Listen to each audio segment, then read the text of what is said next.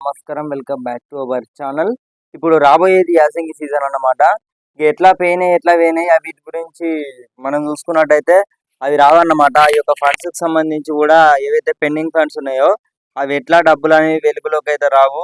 కేబినెట్‌లో కూడా మాట్లాడలేదు.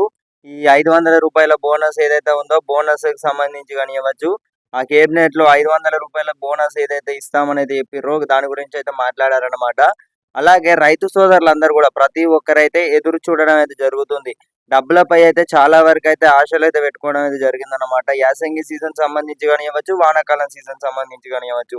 మళ్ళా ఒకసారి చూసుకున్నట్టయితే మళ్ళా యాసంగి పంట అనేది కూడా రావడం అయితే జరిగిందన్నమాట.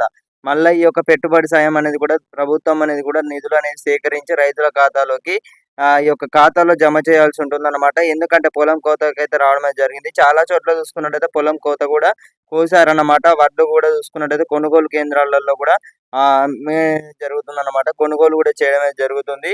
సో, క్వింటాకు రూ. 500 బోనస్ రూపాయలకు సంబంధించి కూడా చూసుకున్నట్టయితే 48 గంటలలోనే ఖాతాలో జమ అవుతాయని అయితే చెప్పడం జరిగిందన్నమాట.